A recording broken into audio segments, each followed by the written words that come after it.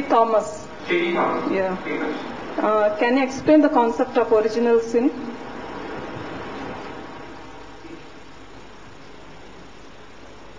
The sister asked the question, can you explain the concept of original sin? Sister, where Islam is concerned, there is no concept of original sin. In Islam, we believe every child is born sinless. And the Quran clearly states that no bearer of burden can bear the burdens of others. No bearer of burden can bear the burdens of others. Quran says in several places. Regarding the concept of original sin, taught by the church, I can tell you that. Taught by the church. And what the Bible says also, I'll tell you. I'm a student of comparative religion which compares both the teachings. What the church teaches, that Eve, may Allah be pleased with her, that she tempted Adam for eating the apple. And you'll find the story in the book of Genesis, chapter number 3, that she tempted Adam to eat the forbidden fruit. And because of that, humankind is born in sin. In Quran, the story of Adam and Eve, peace be upon them, is mentioned, but there's not a single verse in the Quran which puts the blame only on Eve. In fact, if you read Surah Araf, chapter 7, verse number 19 to 27, it says that Adam and Eve, peace be upon them, they are addressed a dozen of times. It says both of them disobeyed Almighty God.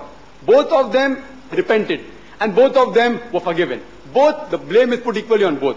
There's not a single verse in the Quran which singles out Eve, peace be upon her. But there's one verse in the Quran which speaks only about Adam alayhi salam. In Surah Taha, chapter 20, verse number 121, it says that Adam, peace be upon him, disobeyed Allah subhanahu wa ta'ala. But if you read the complete Quran, the blame is put equally on both Adam and Eve. But in the Bible, the blame is only put on Eve, may Allah be pleased with her, saying that she tempted Adam to eat the forbidden fruit. If you go to Genesis chapter 3, verse number 16, it says that Almighty God says that you woman, you shall multiply in conception and bear labor pains. Means pregnancy is a punishment in the Bible because Eve disobeyed Allah subhanahu wa ta'ala. In the Quran, if you compare, sister, Quran says in Surah Nisa chapter 4, verse number 1, respect the womb that bore you. In Surah Luqman chapter 31, verse number 14, and Surah Ahqaf chapter 46, verse number 15, it says that we have enjoined on the human beings to be kind to their parents. In travail upon travail did your mother bore you, and in pain did she give you birth. Pregnancy uplifts a woman, does not degrade her like the Bible. Coming to your original sin. So what they say, that since Eve tempted Adam to eat the forbidden fruit, therefore humankind is born in sin. Every child is born in sin.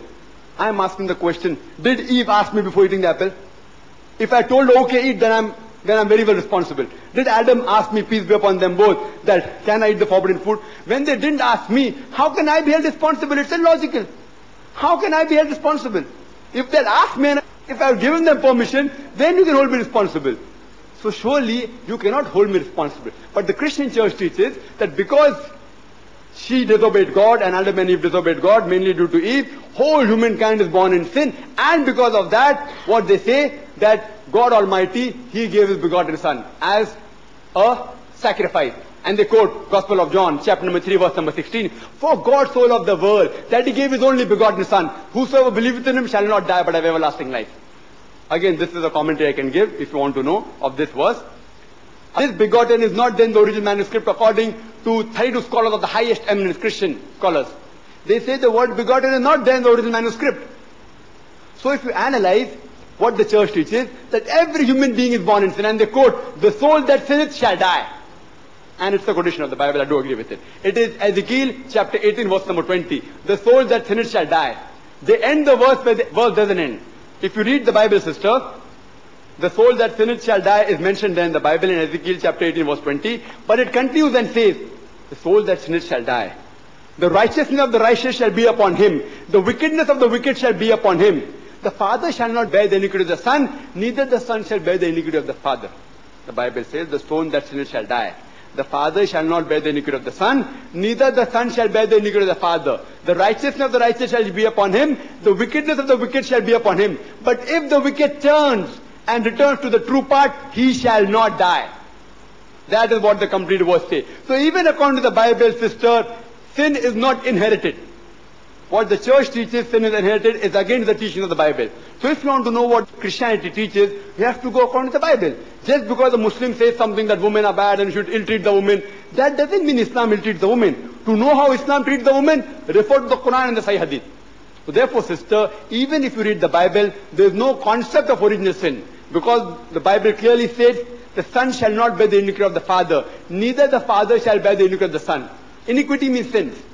If the son cannot bear the sins of the father, how can we be born in sin, sister? In Islam, every child is born as a masoom, as sinless.